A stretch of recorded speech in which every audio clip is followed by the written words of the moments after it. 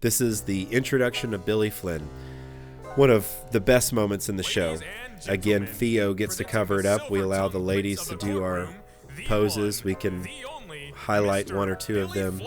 Now, the girls wouldn't be able to get out here this quickly because Roxy technically would still be on, and so would the jail set. But for now, we close the curtains, we get rid of the pieces, and we're in a completely different spot. We've opened up the psych, we changed the colors, and now it's very Billy Flynn. This choreography is just going back and forth between a gimbal on the floor, and then we have the apparatus. It's just a stair stepper that's about 6 feet in the air, and we just move it in the aisles, or we put it in the front of the stage and we're just moving it to the left and right here. So now we're doing a pull away also on that, so we get that height. We had this idea that Billy Flynn starts in the audience, but of course we don't have an audience, so we find him with a spotlight to an empty house, and he just talks straight to the camera. This is the first time in the show where we break the fourth wall. Really only Billy Flynn does it. And the fourth wall exists not just in theater, but also in this setting.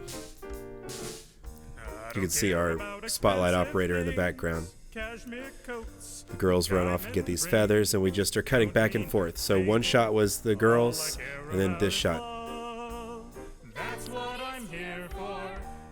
We're able to use that spotlight to edge him, and we're just holding a light in front of him as we walk backwards. Just a big flat light, and then we get him on the stage.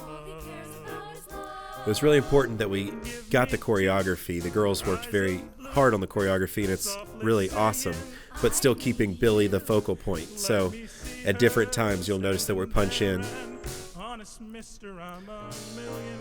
don't know if you just saw it, but the girl to Billy's left, our right, looked at the camera. I could not get these students to not look at the camera. It was difficult. We didn't have enough time to rehearse with a camera, so we would get together on Thursdays and rehearse the scenes, and then we'd shoot them on Fridays. And on Thursday, I would pretend like I was the camera, but they would still look straight at the camera. And I was like, don't look at the camera. And we didn't have time to do a lot of playbacks. In a perfect world, what you do is you film it, and then you stop, and you watch all the playbacks, and then you film it again. And so we have to be creative about everything. So we highlight this fan that we had, and we changed some of the choreography for the camera specifically.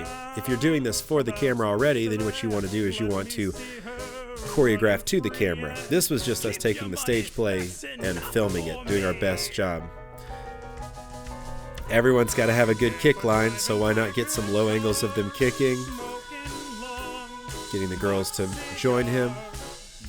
And then to set up this ending, we really wanted a dynamic movement scene, right? So there's movement on the stage, but there's also movement with the cameras. So make sure your movements match. You don't want to move quickly if the motion or the feel is very slow, and then vice versa. You want to move quickly if there's a lot of energy. So here we have them spinning while we're simultaneously pulling back. You have to rack focus to do this. And then we were like, how are we going to get the girls off? Are we just going to fade to black? Or let's be creative and let's reprise the ending and let the girls wave at Billy, say goodbye, blow kisses, and then we can move into our scene with Amos.